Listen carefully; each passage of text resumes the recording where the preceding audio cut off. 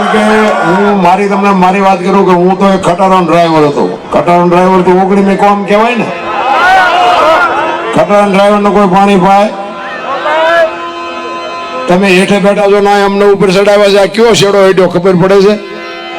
સમજાવવાનું નથી. અમને બધા કલાકાર કહે છે પણ હું કહું અમને કલાકાર કહેવાય જ નહીં. કલાકાર કોને કહેવાય?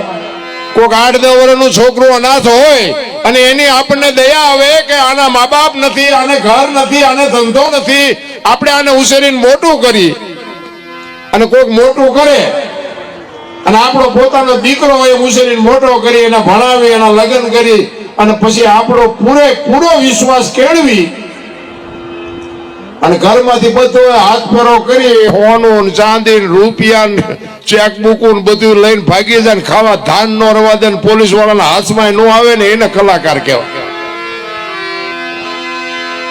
કલાકાર અમે નથી. કલાકાર છે ને કલાને આકાર આપે એને કલાકાર કહેવાય.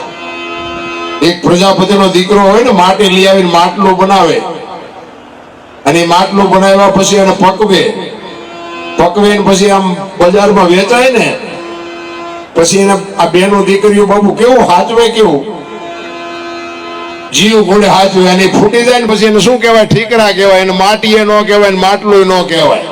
અને ઠીકરા થયા પછી ઠેબે આવે એનું પછી કઈ ન થાય.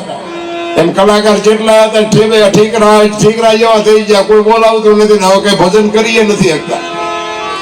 એટલે આમાં સમજીને હાલા જેવી વાત છે. એટલા માટે મહાપુરુષોએ તમને મને ખૂબ શાન કરી છે. હનુમાનજી મહારાજ બાપુ તમે વિચાર કરજો. હું તો એમ કહું આ બહેનોની આટલી બધી સંખ્યા છે ને બહેનોને ખાસ કહું કે હારા સંતાન માટે બાપુ હારી માં જોવે. એમના હારા સંતાન કોઈ દી થાય નહીં. ધરાવીને ધાન નો નીપજે, ગોળવીને માડું નો હોય, જેલ જકરા નીપજે, જેની જનેતા હોતલ હોય. હારી માં વગર બાપુ હારા દીકરા કોઈ દી ન થઈ શકે. ભગવાન ને કહ્યો હારો દીકરો દે, હારો દીકરો દે. શું અહીંયા દુકાન છે તો તમને હારો દીકરો દઈ દે? હારા દીકરા જોતા હોય ને બાપુ ઉદરમાં સંતાનનો વિકાસ થતો હોય અને રામાયણ ગીતાના 5-5 પાના વાંચો, જો આપને ટેકો દેવું સંતાન નો થાય તો આપણે ભજન ગાવાનું બંધ કરી દઈએ. આપણા શાસ્ત્રોની તાકાત, આપણા સંતોની તાકાત. એક 5 પાના રામાયણના, ગીતાના, ભાગવતના વાંચો. છત્રપતિ શિવાજી મહારાજ જીજાબાઈના ઉદરમાં હતો તેથી રામાયણ ને ગીતા ઓગાળીને પાઈ દીધી હતી માએ. એવી માને ખુમારી જોય. પછી દીકરો હોય કે દીકરી હોય એને ખબર જ હોય કે મારું સંતાન કોઈ દી માય કાંગળું ન પાકે. એવી માને બાપુ ખુમારી જોય. વહુ હારો ભેગા પાણી પૂરીયું ખાતા હોય તેની પરજા જેવી થાય. એમાં હું દીકરાની આપણે રાહ જોવાની. ગોપીચંદ ને ભરતની વાતો ન હોય. અને હું તો બહેનોને ખાસ કહું કે બાપુ તમે ભગવાને આપ્યું હોય ખાઓ પીવો વાપરો મોજ કરો પણ દેહના પ્રદર્શન ન કરાય બાપુ. ફેશન નું માપ રાખજો. આ રામાયણ છે ને હનુમાનજી નું પાત્ર છે એટલે તમને હું અમુક વાતો કરીશ ક્યાંય તમે નહીં સાંભળ્યો કે સીતાજી કે લક્ષ્મણ રેખાને ઓળંગી ગયા એનું હરણ થયું. તો તમે એમ માનો છો કે સીતાજીમાં શક્તિ નહોતી? અરે મિથિલા નરેશની દીકરી બાપુ અગ્નિનો ગોળો હતી, ગોળો.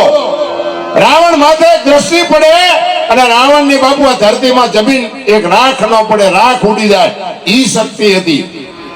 પણ તમને અને માને માર્ગ બતાવ્યો છે કે જે લક્ષ્મણ રેખા ટપી જાય ને એનું આ દુનિયામાં હરણ જ થાય. પછી બાપ હોય, દીકરો હોય, માં હોય કે પત્ની હોય, જે રેખા ટપી જાય ને એનું આ દુનિયામાં હરણ જ થાય. રાવણ મરી ગયા વેમમાં ન રહેતા ગામો ગામ છે. રામાયણ છે ને તમને મને એક માર્ગ બતાવ્યો છે. તમે જો એક રામચંદ્ર પરમાત્મા કે હરણ ને મારવા ગયા કે હોનાનું હરણ હતું. હોનાના અણિયા હોય તમને જેમ લાગે હોનાનો અણિયો અહીં આવ્યો તો આપણે એમ કે આ કઈક કાલ્પનિક છે. હોનાનું અણિયું ન હોય તો તેથી રામને નહીં ખબર પડી હોય.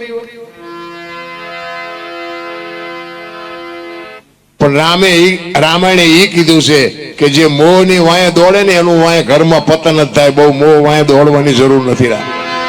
એ રામચંદ્ર પરમાત્મા જો મોહ ની પાછળ ન ગયા તો સીતાજી નું હરણ ન થાય. રામાયણ છે તો રામાયણ છે. પણ તમારે અને મારે એક માણસની રીતે જો જીવવું હોય ને આ ગાંડા થઈ જાય કે કોઈ વ્યસની થઈ જાય કે કોઈ ઝઘડા કરતા હોય એ એમનામ નથી થતા, જગત જ કરાવે છે. હું પેલા નકરા ધોકા જ ફેરવતો હતો, ઝઘડા સિવાય હું બીજું કંઈ કરતો જ નહોતો. મારવાનું માર ખાવાનું, મારવાના માર ખાવાનો, બસ આ જ કામ કર્યું છે મેં. ઈ કોકને દુખી કરતા હોય ને આપણો આંતળી કકડે હારવા નાનો માનાઈને બિચારા આવી રીતે દુખી કરે, આ કુદરતનો ન્યાય છે. ઈ કોકના બાપુ માથે લઈ અને કોકને ધોકાવ્યા અને કોકની આંતળી કઈ કામ કરી ગઈ છે તો મેળ પડ્યો, અને અમુક ને આંતળી કઈ ખોટી કકડી છે, દુખી થોડોક થયો છું, પણ નકરા માર્યા છે એવું નથી, મેં મારે ધરીને ખાતો છે. હિન્દુસ્તાનના બાપુ ચારે છેડા જોઈ આવ્યો છું, દુનિયામાં કાંઈ છે નહીં. મારી તો એક જ ભલામણ છે કે માને ને બાપને જાળવજો બાપુ, જિંદગીમાં કાંઈ ન કરવું પડે.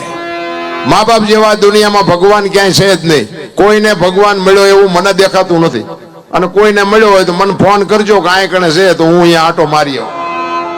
ભગવાન કોઈને મળ્યો નથી અને મળે નહીં. વિશ્વવ્યાપક નિરંજન નિરાકાર છે, ભગવાન આપણા જેવો છે નહીં. પણ આખી દુનિયામાં રખડો ને તમારું કામ ન થાય અને તમે તમારા ઘરે હોતા હોય, સવારે ખબર પડે કે તમારું કામ થઈ ગયું એટલે સમજી લેવાનું કે આવીને કરી ગયો, બાકી મળે કાંઈ નહીં. આખી દુનિયામાં લાવો લાવો જ કરે છે. અમે ગોકુળમાં ગયા હતા, ગોકુળમાં 4-5 ભાઈબંધ ફરવા. એક બાપુ બેઠા હતા, નાનો એવો હિંડોળો હતો ને કૃષ્ણ ભગવાનની મૂર્તિ હતી. અમે અહીંયા ગયા ને કે બેસી જાઓ, અમે બધા બેસી ગયા. એ કે 100 રૂપિયા લાવો. મેં શેના? એ કે કાનુડાને હિસકો નાખવાના. તો મેં કીધું કાનુડાની નીંદર બગડે ને અમારા 100 રૂપિયા બગડે, ભલે ને હું તો કે નાસ્તિક લાગો. મેં નાસ્તિક છે તેમાં તો કાનુડો દ્વારકા આવ્યો, અહીં કઈ છે નહીં, અમે તો અહીંયા આટો મારવા આવ્યો, કાનુડો તમારી ભેગો છે. અહીંયા આવીને આવી દુકાનો છે બાપુ દુનિયામાં, કાંઈ છે નહીં. માને ને બાપને જરૂર પડે ને તો એને કઈક એની આતડી ઠારજો. બાકી હું કોઈ દી કોઈને કાંઈ ભલામણ નથી કરતો કે અહીંયા એટલું દાન કરો ને અહીંયા એટલું પૂન કરો ને અહીંયા કથાયું કરો. મને તો એમ થાય કે આ કથાયું ને ભજન ને ધૂન ને માતાજીના માંડવા ને મંદિર ને પ્રતિષ્ઠાયું ને આટલું બધું થાય છે તો બગાડ કેમ નથી અટકતો? વિચારવા જેવું નથી. આ કઈ ખોટા રૂપિયા છે એવી મારી કોઈ વાત નથી, કોઈના રૂપિયા ખોટા છે એવું ન બોલાય, પણ કહેવાનો મારો મિનિંગ કે આપણા ગઈઢા એટલું કરી નહોતા શકતા, અને આટલું જો આપણે ધર્મ કરતા હોય તો આ બગાડ કેમ નથી ઉભો રહેતો? આ ઊંધોરણ થતું એવું નથી લાગતું કઈ? એટલે ન કરશો એવું નથી કહેતો, હું જે કરતા હોય તો કરજો જ તે, પણ કહેવાનો મારો મિનિંગ કઈક આપણી અંતરની વેદના હોવી જોઈએ, અને અંતરની વેદના નથી ને એટલે નથી બગાડ અટકતો. આખી દુનિયામાં લાખો રૂપિયાના દાન કરે છે, મા બાપ જુઓ તો રોટલા વગેરેના આટા મારે છે.